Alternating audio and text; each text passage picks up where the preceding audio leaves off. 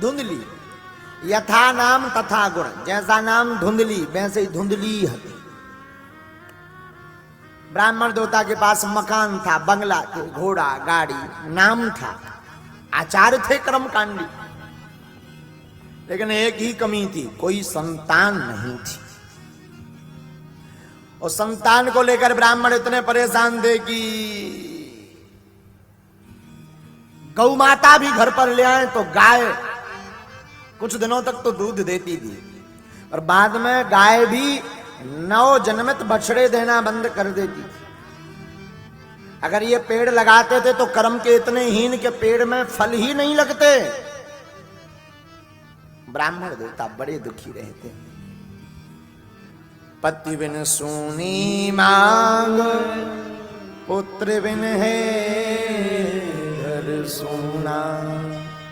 पति के बिना सूनी मांग रहती, पुत्र के बिना घर सूना रहता। ब्राह्मण देवता दिन ना रात संतान नहीं है, संतान नहीं है, इसी बात को लेकर के रोते रहते हैं। अच्छा, पड़ोसी भी बड़े विचित्र होते। जले पर नमक छिड़कने का काम अगर अच्छे से कोई करता है तो वो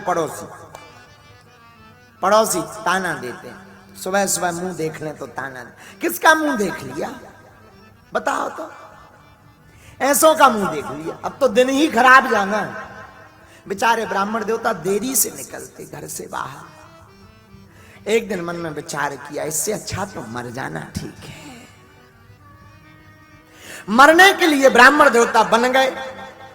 वन में जाकर के एक वृक्ष के नीचे जाकर बैठकर रोने लगे। हे गोविंद, हे मधुसूदन, हे माधव, हे मुरारी, हे मोहन, ना जाने हमने ऐसा कौन सा पाप किया जिसके परिणाम स्वरूप हमारी कोई संतति नहीं है।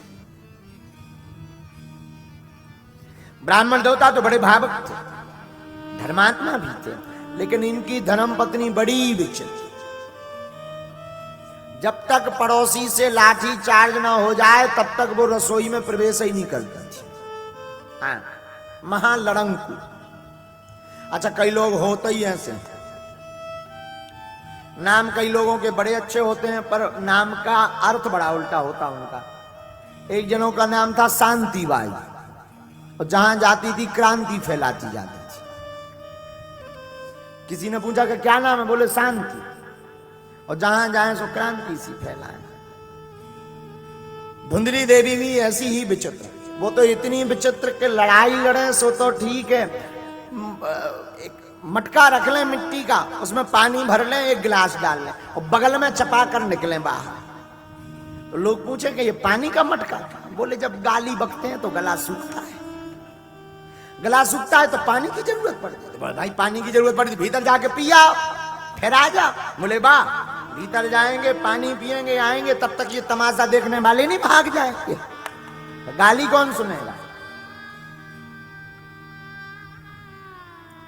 ऐसे ही हमारे एक बार टिल्लू गुरु ने एक बार एक आचार्य जी के चरण पकड़े, संत के, बोले महाराज हमें संस्कृत सिखाओ, संस्कृत। हो आचार्य जी बोले क्यों भाई टिल्लू गुरु, तुम संस्कृत क्यों सीखना चाहते? टिल्लू गुरु बोले महाराज संस्कृत हम इसलिए सीखना चाहते कि हमने सुना है देवता संस्कृत समझते हैं, और कहीं अगर हम स्वर्ग गए तो बात कैसे करेंगे? स्वर्ग जाएं तो संस्कृत आनी चाहिए, कम से कम उनसे बात तो कर सके। तो संत ने पूछा कि जरूरी थोड़ी है तुम स्वर्ग जाओगे, अगर नरक गए तो? बोले वो तो वहां की टेंशन नहीं है, गालियों में तो हमने पीएचडी कर ली है। हाँ, नरक जाएंगे तो प्रॉब्लम ही नहीं है, हम तो सीधी गाली दे करके ही बुलाएंगे। लेकिन अगर स्वर्ग चले गए तो दिक्कत है कि पानी मांगाएंगे तो कैसे मांगेंगे? बोलो सीताराम, जोर से बोलो।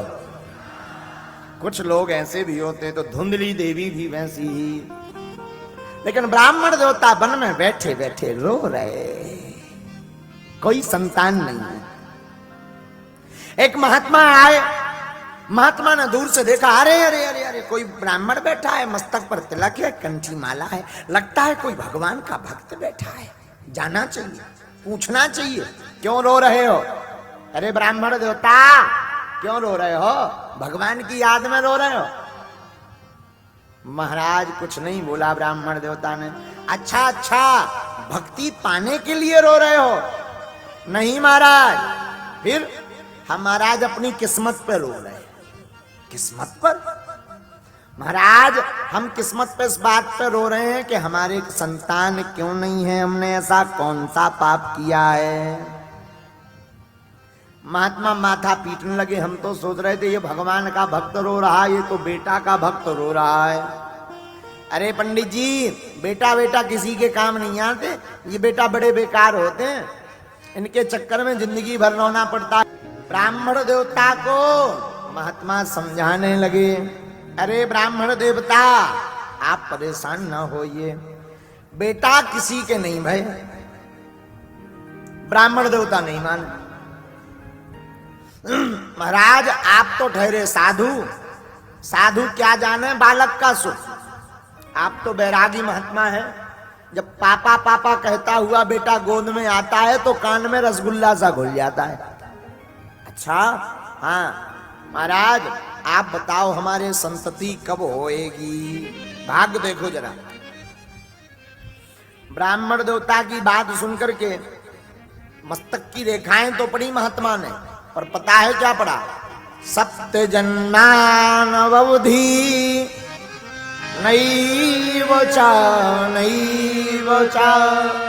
ब्राह्मण देवता एक जन्म तो एक जन्म, तुम्हारे भाग्य में 7 जन्म तक कोई संतति नहीं है। 7 जन्म तक। हो। अब तो ब्राह्मण देवता ने अपना मस्तक लिया, धड़ाम से चरणों में पटक दिया। डर गए महात्मा। ए ब्राह्मण देवता क्या कर रहे हो, इतना जोर से सिर पटक रहे हो? महाराज पहले तो हमारा दुख 1 ही गुना था, अब तो 7 गुना और बढ़ गया। आप कह रहे हैं कि 7 जन्म तक कोई संतति नहीं है, हमारा तो जीना ही बेकार है। महाराज अब तैयार हो जाइए। महात्मा बोले किस लिए? ब्रह्म हत्या भोगने के लिए।